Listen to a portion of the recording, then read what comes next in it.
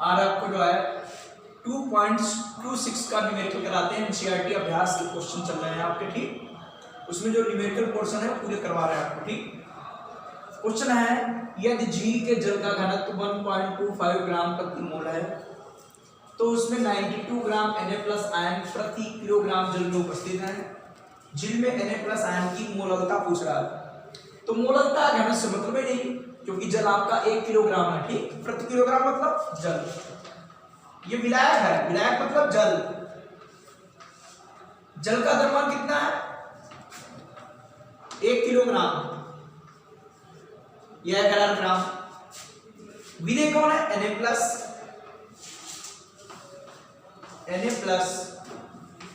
कि मोल निकाल लो। मोल बराबर क्या होता है? द्रव्यमान। द्रव्यमान इतना है और नीचे आयन भार होगा, आयन भार, क्योंकि अनुभार नहीं आयन भार, ठीक। तो Na बराबर कितना होता है? 23। और Na+ का भी एटॉमिक वेट 23 ही रहेगा, आयन भार 23 रहेगा, ठीक। यानी कि प्लस हो गया तो चिन्ह हो गया, ऐसा नहीं है। तो इसमें आ जाएगा 4। अब निकाल लेंगे Na+ आयन की मोललता। मोलरता पूछता, मोलरता तो विलयन का आयतन निकालना पड़ता, उसके लिए मुझे विलयन का द्रव्यमान निकालना पड़ता, तब घनत्व की आवश्यकता थी, ठीक। तो Na+ आयन की मोललता बराबर क्या आएगी? विलेय के मोल मतलब Na+ के मोल, और नीचे विलायक का द्रव्यमान ग्राम में।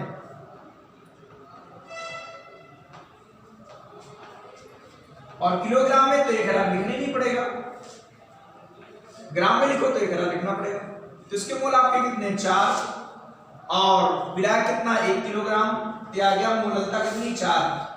चाहो तो स्मॉल में लिख दीजिए या मोल प्रति किलोग्राम लिख सकते हो, ठीक। स्मॉल में लिख सकते हो मोल प्रति किलोग्राम, ये भी लिख सकते हो, ठीक। बात सबको सुनाई कि नहीं? इस प्रकार इसकी मोललता निकाल ली। अगला क्वेश्चन है, अगर CuS की विलेयता गुणनफल इतना है तो जलीय विलयन में उसकी मोलरता ज्ञात कीजिए। पहले आपको समझाते हैं विलेयता गुणनफल क्या होता है, ये समझिए।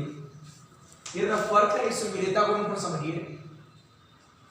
माना कोई AB आपका वैद्युत अपघट्ट है और उसका समतल विलयन है, ये A+ और B- में वियोजित होगा, A+ और B- में।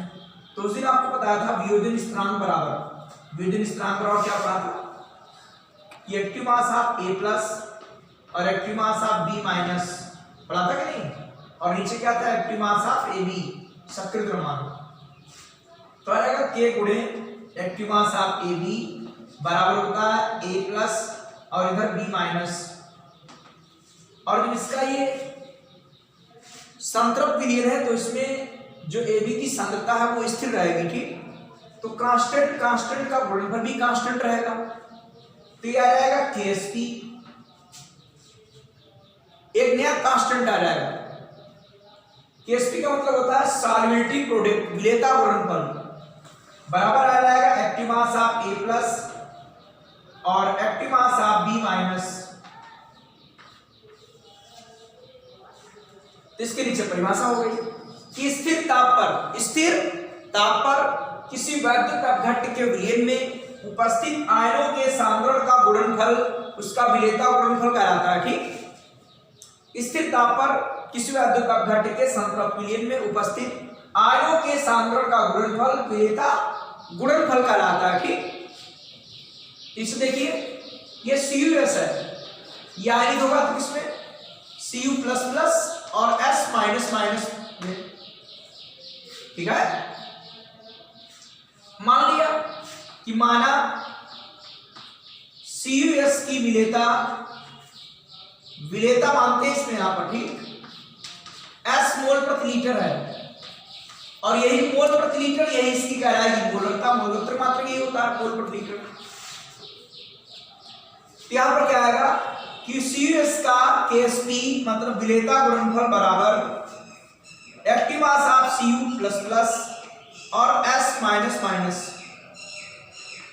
इसकी विलेयता s है तो ये भी s आएगी, ठीक, क्योंकि यहां पर एक है तो ये सही s रहेगा। ध्यान रखिएगा आप लोग। अगर यहाँ 2 होता तो यहाँ पर 2s हो जाता, 2s, तो इसके स्थान पर 2s लिखते, ठीक, और 2 होता तो स्क्वायर हो जाता है, यहाँ पर ध्यान दीजिए। ऐसे ही ये विलेयता s और ये भी s, ठीक, बात से कुछ सुना रहे कि नहीं, क्योंकि दोनों बराबर हैं इसीलिए। यह है s स्क्वायर,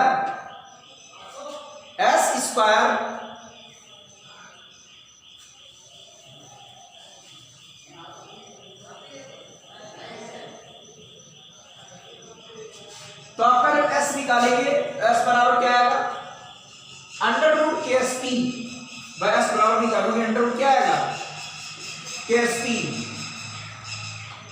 और KSP का मान कितना है,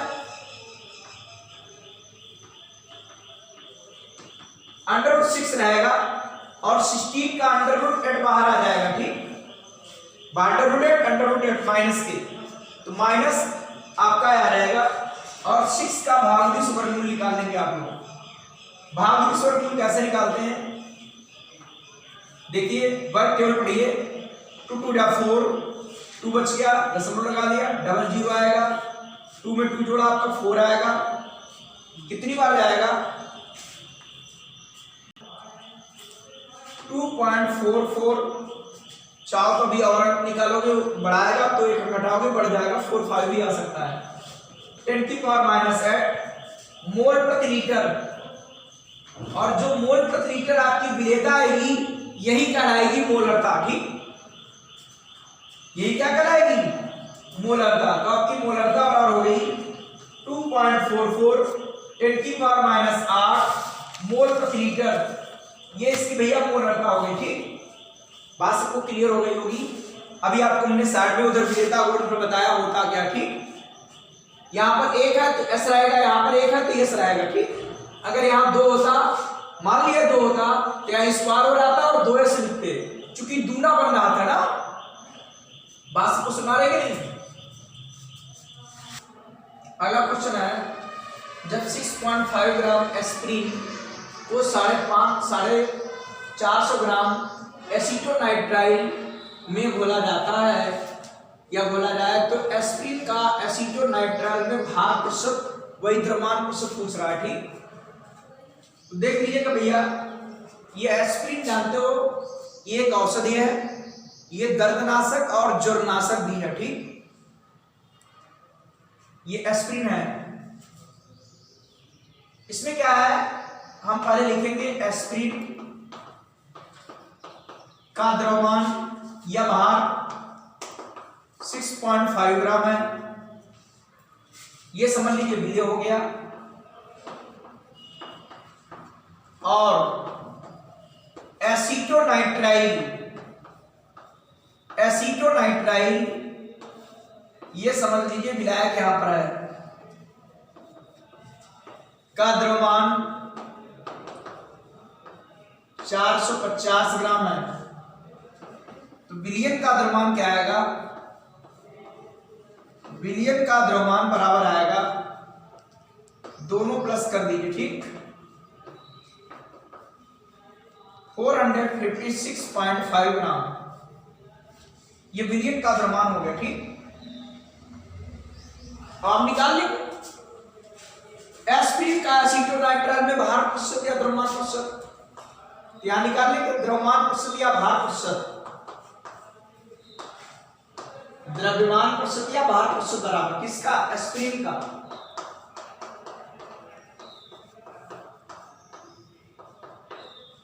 तो क्या आएगा, एस्प्रिन का द्रव्यमान, एस्प्रिन का द्रव्यमान नीचे आएगा विलयन का द्रव्यमान और आएगा 100, एस्प्रिन का द्रव्यमान कितना है 6.5, विलयन का द्रव्यमान है 456.5 और ये 100 से मल्टीप्लाई है, ठीक, ये एस्प्रिन का द्रव्यमान प्रतिशत निकल आएगा, ठीक, इसमें हम मल्टीप्लाई कराकर इससे डिवाइड कर देंगे, आ जाएगा 1.424 प्रतिशत W/W, ये इसका द्रव्यमान प्रतिशत या भार प्रतिशत हो गया, ठीक, अगला क्वेश्चन है नैलार्फिन, इसका आंसर तो दिया है जो कि मॉर्फिन जैसी होती है, ठीक, का उपयोग स्वापक उपभोक्ताओं, स्वापक समझिए क्या होता है, ये होती निंद्राकारी औषधियां, ठीक, स्वापक औषधियों का मतलब होता है निंद्राकारी औषधियां, कि वे औषधियां जिनसे निंद्रा और अचेतना उत्पन्न होती थी उन्हें बोलते हैं स्वापक औषधियां, ठीक है। ये निंद्राकारी औषधियां होती है और ये आदत डालने वाली होती है, जैसे मॉर्फिन हमने बताया, ये आदत डालने वाली होती है, इनके आदी लोग हो जाते हैं, ठीक। तो वही इसमें लिखा हुआ है, ये आप लोग आगे पढ़ेंगे, दैनिक जीवन रसायन में पढ़ेंगे आगे आप लोग, ठीक। इसमें लिखा है छोड़ने से उत्पन्न लक्षणों को दूर करने के लिए सामान्यतः नैलार्फिन की 1.5 मिलीग्राम मात्रा खुराक में दी जाती है। उपर्युक्त खुराक के लिए इतने मोलर जली विलयन की कितने ग्राम की आवश्यकता होगी?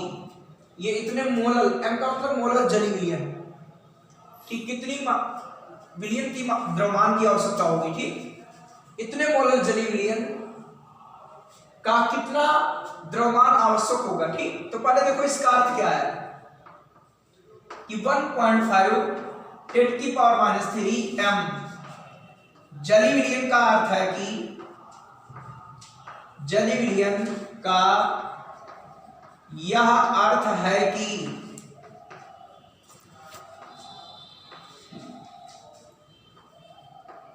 1 किलोग्राम या 1000 ग्राम जल में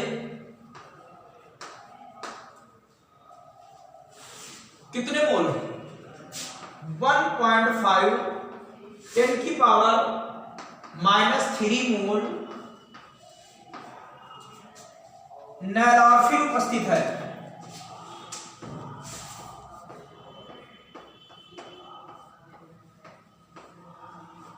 इसका अर्थ ही हो गया, ठीक, 1.5 10⁻³ m जली विलयन का अर्थ है कि 1000 ग्राम जल में या 1 किलोग्राम जल में इतने मोल नैलार्फिन उपस्थित है, ठीक। तो इतने मोल नैलार्फिन में नैलार्फिन का द्रव्यमान कितना आएगा?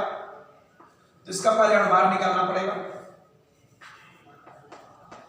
नैलार्फिन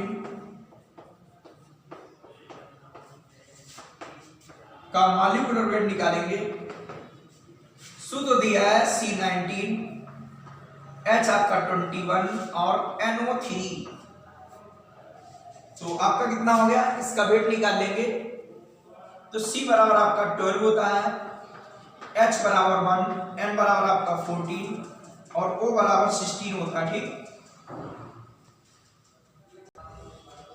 तो इसका जो मॉलिक्यूलर वेट आएगा 311 आएगा। अब लिख लेंगे इतने मोल में नैलार्फिन का द्रव्यमान कितना होगा, ठीक, 1.5 10⁻³ मोल नैलार्फिन का द्रव्यमान। तो हमने पढ़ा है भाई, जो मोल बराबर आपने पढ़ा है, मोल बराबर द्रव्यमान बटे अनुभार, इसकी मल्टीप्लाई करा तो द्रव्यमान निकल आएगा। तो मोल और द्रव्यमान की मल्टीप्लाई कर देंगे, निकल आएगा। मोल कितना है?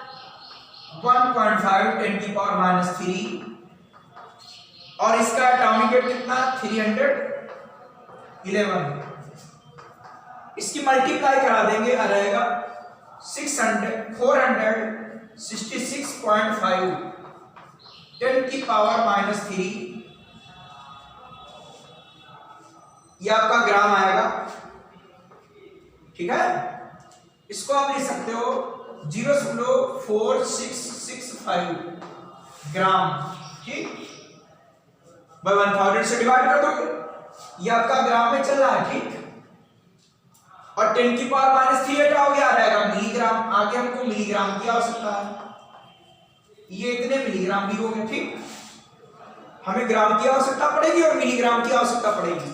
तो इतने ग्राम है, या तो ये ग्राम या तो ये ग्राम। 1000 से नीचे आएगा, 1000 डिवाइड करेंगे आ जाएगा। ये ग्राम है और ये क्या मिलीग्राम। ये विलेय का द्रव्यमान हो गया, ये विलायक का द्रव्यमान है। हम विलयन का द्रव्यमान निकाल लेंगे कि विलयन का द्रव्यमान क्या आएगा। विलायक का द्रव्यमान कितना 1000, विलेय का द्रव्यमान कितना ग्राम में लिखेंगे।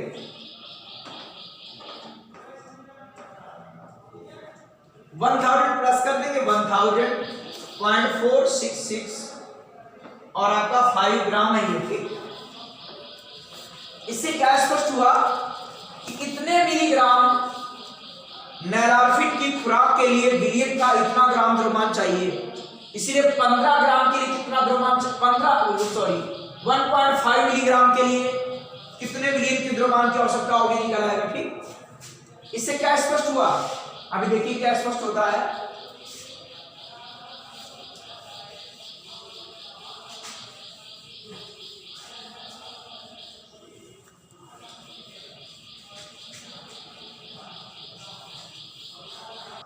चूंकि 466.5 मिलीग्राम, भाई इतने मिलीग्राम है कि नहीं है, कितने ग्राम नैराल्फिन की खुराक के लिए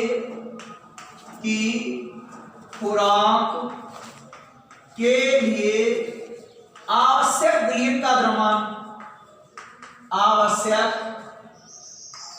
विलयन का द्रव्यमान बराबर कितना है, ये 1000.4665 ग्राम ये विलयन का द्रव्यमान है। ये इससे स्पष्ट हुआ, जान पाए कि नहीं आप लोग कि इतने विलयन के ये विलयन का द्रव्यमान है, उसमें इतने मिलीग्राम क्या आपकी नैराल्फिन उपस्थित है। ठीक, इसीलिए कह रहा है 1.5 मिलीग्राम नैराल्फिन की खुराक के लिए आवश्यक विलयन का द्रव्यमान कितना आएगा 1000.4665 और मल्टीप्लाई 1.5 अपान में आ जाएगा आपका 466.5। ये मिलीग्राम है, ये मिलीग्राम आपका, ये मिलीग्राम है, और जो ये आएगा वो ग्राम में आएगा। आपका इसको डिवाइड कर देंगे आ जाएगा 3.21 ग्राम। इतने ग्राम विलयन की आवश्यकता पड़ेगी। ठीक, इतने ग्राम विलयन की आवश्यकता पड़ेगी। बात सबको क्लियर हो गई कि नहीं। फिर ध्यान दीजिए भाई, एम मोलर मतलब इसका अर्थ था कि 1 किलोग्राम जल में इतने मोल नैराल्फिन उपस्थित है। ठीक, नैराल्फिन का मॉलिक्यूलर वेट निकाल लिया, इतने मोल में नैराल्फिन का द्रव्यमान निकाल लिया, विलयन का द्रव्यमान आ गया। विलयन का द्रव्यमान कराओ, विलेय का द्रव्यमान प्लस विलायक का द्रव्यमान, सॉरी विलायक का द्रव्यमान ये, विलेय का द्रव्यमान ये, प्लस कर देंगे ये विलयन का द्रव्यमान आ गया। अब इससे वो बात जो स्पष्ट हुई वो लिख दी, बाद में इसके लिए पूछ रहा था हमने निकाल दिया। ठीक, अगला क्वेश्चन है 2.30। ये क्वेश्चन आपकी बुक में सही ढंग से नहीं लिखा है, इसलिए आप इसको लिखिए। ठीक, बेंजोइक अम्ल का मेथेनॉल में 0.15 एम, यहां पर कैपिटल एम होना चाहिए। ठीक, विलयन है और यहां पर 250 ml छूटा भी क्वेश्चन में है कि 250 ml विलयन बनाने के लिए बेंजोइक अम्ल की कितनी मात्रा की आवश्यकता होगी या कितनी मात्रा आवश्यक होगी। ध्यान दीजिएगा, क्वेश्चन आपका सही नहीं है, वो इस तरीके से होगा 0.15 एम बेंजोइक अम्ल विलयन का अर्थ है कि 1 लीटर मतलब 1000 ml विलयन में बेंजोइक अम्ल के इतने मोल उपस्थित है। ठीक भाई, ये मोलरता ना, इसका अर्थ होता है कि विलयन का आयतन लीटर में, कि 1 लीटर विलयन में उपस्थित विलय के मोलों की संख्या को उस विलयन की मोलरता कहते हैं। इसीलिए विलयन का आयतन यहां पर चलता है 1 लीटर या 1000 ml। अब इसका और बात C6H5COOH बेंजोइक अम्ल का सूत्र है, इसका मॉलिक्यूलर वेट निकाल लेंगे। C आपका 12H बराबर 1, C बराबर 12, ये 16 1। एटॉमिक वेट इसका निकाल लिया 0.15 मोल बेंजोइक अम्ल का द्रव्यमान। आप जानते हो मोल बराबर द्रव्यमान बटे भार, और भार से मल्टीप्लाई कराएंगे तो द्रव्यमान निकल आएगा। अब यहां लिखेंगे चूंकि 1 लीटर विलयन बनाने के लिए या 1000 ml विलयन बनाने के लिए बनाने के लिए आवश्यक बेंजोइक अम्ल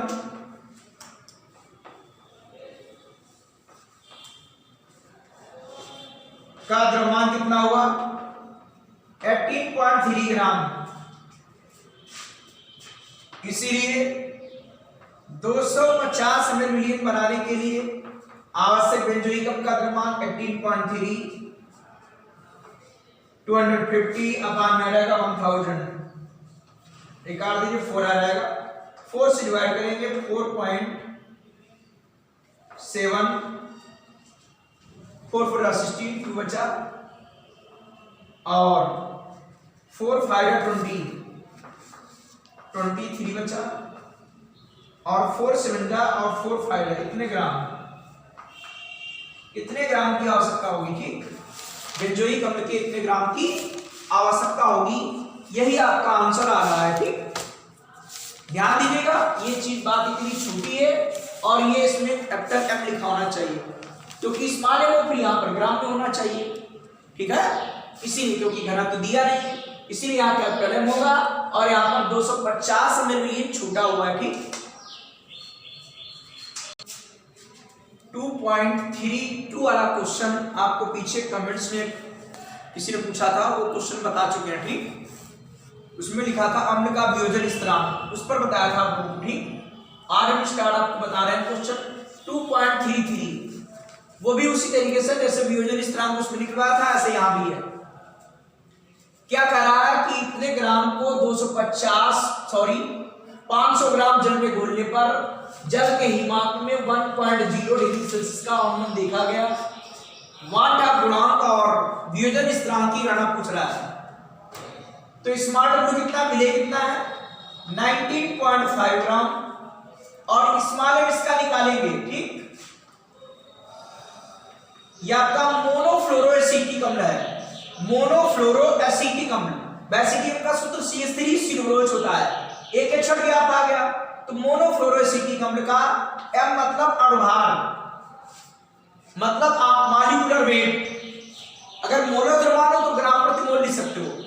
तो C बराबर आपका 12, H बराबर आपका 2, बस C का वेट होता है 12, H बराबर 1, F बराबर 9 19 होता है, C बराबर 12 होता है, O बराबर 16। रख दिए 12 2 हो गया, 19 हो गया, फिर 12 आया, फिर 16, फिर 16 और 1, इसका आप यहां पर वेट निकाल लेंगे। ठीक, उसका विलायक का द्रव्यमान कितना है 19.5 ग्राम, सॉरी 500 ग्राम है। ये विलेय का द्रव्यमान था, ये विलायक का द्रव्यमान है। ठीक, और हिमांक में कमी आएगी 1 डिग्री सेल्सियस, 1.0 है तो 1 डिग्री सेल्सियस, और ये डिग्री सेल्सियस में कमी है, इसको आप केल्विन में लिख सकते हो। ठीक, इसमें लिख सकते हैं केल्विन में। और पूछ क्या रहा है, वांटा फैक्टर I और वियोजन स्थिरांक की अम्ल है तो K लिख सकते हो, K। और जल के लिए आपका जो है, जल के लिए यहां पर केफ नहीं दिया है, एग्जाम में दिया है, घबराना नहीं। जल के लिए केफ होता है 1.86 केल्विन किलो मोल इनवर्स। ये जल के लिए केफ बराबर होता है। ठीक, 1.86 केल्विन किलो मोल इनवर्स होता है, ये जल के लिए केफ है और ये एग्जाम में दिया होगा, घबराना नहीं। और चाहो तो जल के लिए केएफ और केबी आप भी कर सकते हो जल के लिए। दूसरा विलायक होगा तो उसके लिए अवश्य लिखाएगा, इसके लिए आवश्यक नहीं, चाहो तो याद कर सकते हो। वैसे आप जो है एग्जाम में न्यूमेरिकल के नीचे लिखाएगा। अब क्या करेंगे, देखो हम आपको बता रहे हैं कि बुक से अलग मेथड से बताते हैं कि वांटा फैक्टर कैसे निकालते हैं, वांटा गुणांक। आपने पढ़ा है डेल्टा टीएफ बराबर I 1000 KF स्मॉल डब्ल्यू और नीचे क्या आएगा स्मॉल एफ कैपिटल डब्ल्यू। ठीक है, तो आपको कैसा मालूम कि वांटा फैक्टर चलेगा, क्योंकि इसमें लिखा वियोजन मतलब वांटा फैक्टर, तो ये पदार्थ वियोजित अवश्य हो गया, और जो वियोजित होगा तो सामान्य और गुणधर्म नहीं रहते, असामान्य और गुणधर्म हो जाते हैं, तो इसके लिए सूत्र में I वांटा फैक्टर लगाते हैं। ठीक, ये ध्यान रखिए आप लोग। तो जब आई निकालेंगे वन था फैक्टर, तो जब आई निकालोगे तो क्या आएगा, ये मल्टीप्लाई चला जाएगा सब, ये बपान में आ जाएगा डेल्टा टी एफ, ये मल्टीप्लाई में जाएगा एम कैपिटल डब्ल्यू, जिधर से आई लिया वाला भाग आपका नीचे आ जाएगा 1000 आपका आ जाएगा के एफ और स्मॉल डब्ल्यू। डेल्टा टी कितना 1 है और भार आपका कितना है 78 है। विधायक का द्रव्यमान कितना है 500 ग्राम है। केफ कितना दिया है 1.86 है और स्मॉल डब्ल्यू आपका 19.5 है। इसको हम डिवाइड कर लेंगे 1 2 4 के 1 2 3 के बाद दशमलव तो 1000 ऊपर आ जाएगा। 1000 आपका ये कैंसिल आउट हो गया, ठीक। उसके बाद आगे आपका 70 है, यह रहेगा 500 अपान में क्या आएगा आपका 186 और आएगा 195। 5 से आप कैंसिल कर दीजिए 5, यह आपका 5 का 5 आएगा। 5 से कैंसिल कर दो, 5 3 का कितना हुआ 15 और 5 9 का आपका 45 और ये 2 से काट दीजिए आपका आएगा 3 9 और ये 2 से काटो क्या आएगा 4 सॉरी 2 से काटेंगे 9 और आपका 3, ठीक। 3 से फिर कट जाएगा 3 1 जा 3 3 जा 3 3 जा 3 1 जा। इसमें आपकी 100 से मल्टीप्लाई करा देंगे, 100 से मल्टीप्लाई इसकी करा दी। नीचे आपकी 31 और ये 39 इसकी मल्टीप्लाई करा देंगे। तो आप इसको मल्टीप्लाई करके डिवाइड कर देंगे, आई का मान आ जाएगा 1.07527 7 हटाएंगे 3 हो जाएगा। ये 1/2 फैक्टर हो गया, आपका आंसर आ गया, ठीक। ध्यान दीजिए बुक से बिल्कुल चेक मेथड से लगा, ध्यान दीजिए आप लोग कि स्मॉल डब्ल्यू दिया है, स्मॉल एम निकालेंगे, कैपिटल डब्ल्यू दिया है, डेल्टा टी एफ दिया है, ये आपका फिक्स होता है चाहे याद रखो या न्यूमेरिकल में दिया आएगा। आई पूछ रहा है के पूछ रहा है, ये सूत्र आपका होता है, इससे आप आई बराबर निकाल लोगे, ठीक। यही 1/2 फैक्टर हो गया। इसके बाद निकालेंगे अम्ल का वियोजन स्थिरांक। अब इसे वियोजित करेंगे और वियोजन स्थिरांक कैसे निकालेंगे ये आपको दिक्कत नहीं होनी चाहिए, ठीक। अब अम्ल का वियोजन स्थिरांक पूछ रहा, ठीक। तो जब ये पदार्थ वियोजित होगा फिर अम्ल जानते हैं H+ साइन देगा, ये आपका ऐसा रहेगा और ये माइनस और यहां पर क्या है H+। प्रारंभ में क्या आएगा, प्रारंभ में इसका 1 मोल है तो आपका 0 0 आएगा। वियोजन के पश्चात क्या होगा, ध्यान दीजिए वियोजन स्थिरांक कैसे निकालेंगे, आप आई तो निकालेंगे, वियोजन के पश्चात क्या आएगा 1 माइनस अल्फा बचेगा, ये आपका अल्फा और ये अल्फा आएगा, ठीक। और वियोजन के पश्चात सांद्रता क्या आएगी, तो वियोजन के प्रारंभ में मोल है, ये वियोजन के पश्चात मोल है, ठीक। अब वियोजन के पश्चात सांद्रता क्या आएगी, सांद्रता तो मोल और नीचे लीटर आयतन में, ठीक।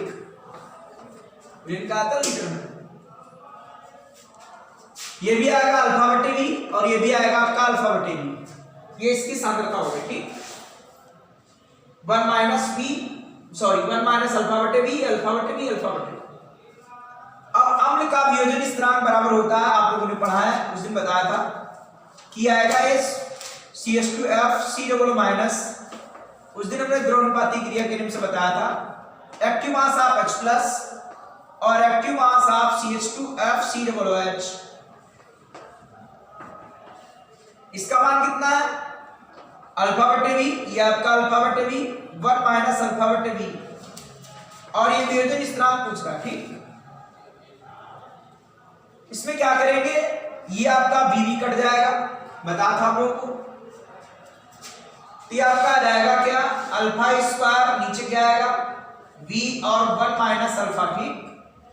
अल्फा स्क्वायर वी अपान में 1 माइनस अल्फा। अब आपका के बराबर क्या आएगा, के बराबर आएगा 1 माइनस वी होता है c alpha square 1 minus alpha. इसको समीकरण फर्स्ट डाल दीजिए।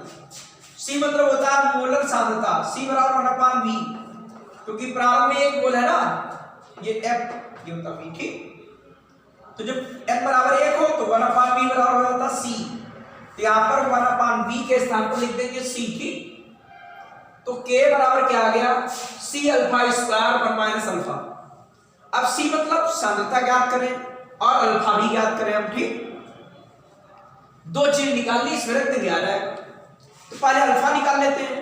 बता i बराबर क्या होगा, वियोजन के पश्चात करों की संख्या, वियोजन के पश्चात करों की संख्या टोटल इतनी है, 1 माइनस अल्फा प्लस अल्फा और प्लस अल्फा। और वियोजन से पूर्व करों की संख्या कितनी थी, 1 थी। अल्फा अल्फा का कैंसिल, i बराबर 1 प्लस अल्फा आया। i का मान 1 पॉइंट कितना आया था, 0.7 और क्या था आपका 1.07। i का मान 1.0753 बराबर 1 प्लस अल्फा, 1 इधर लाओगे माइनस हो जाएगा। अल्फा बराबर आपका आ गया 0.0753। ये अल्फा का मान निकला है, इसमें रख देंगे अल्फा का मान। अब निकालेंगे c। c मतलब क्या है, सांद्रता है। और सांद्रता यहां पर मोललता निकल सकती, चूंकि आयतन दिया नहीं तो मोललता निकालनी पड़ेगी, ठीक। तो निकालेंगे c, सांद्रता बराबर क्या आएगा आपका, भाई ये तो अल्फा निकल आया, अल्फा उठाकर यहां रख देंगे। अब हमको k निकालने के लिए c चाहिए, और c बराबर क्या आएगा आपका, विलेय के मोल। c मतलब सांद्रता, और सांद्रता की विधियां आपकी है मोललता भी और मोलरता भी है। तो यहां पर मोलरता निकल नहीं पाएगी तो मोललता निकालना पड़ेगा।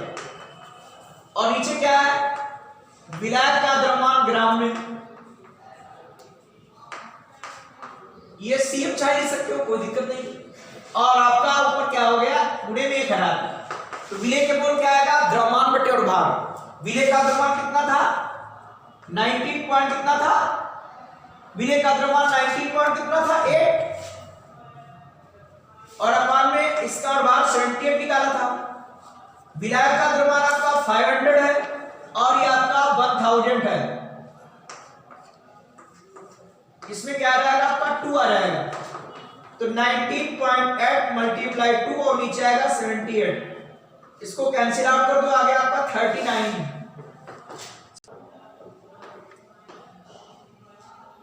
19.5 और ये 39, यहां 19.5 है, दशमलव डाले 0 बढ़ गया, 1 ये और 2, 1/2 मतलब 0.5। ये इसकी सांद्रता निकल आई, ठीक। क्या निकल आई, सांद्रता। देखो हमने क्वांटा फैक्टर से अल्फा निकाल लिया, इससे हमारी सांद्रता निकल आई। अब आप ये मान समीकरण 1 में रख देंगे। समीकरण 1 से k बराबर क्या है, वियोजन स्थिरांक, यह आपका है वियोजन स्थिरांक। आपने कहा वियोजन स्थिरांक पूछ रहा था, k बराबर क्या आएगा, c alpha square 1 minus alpha.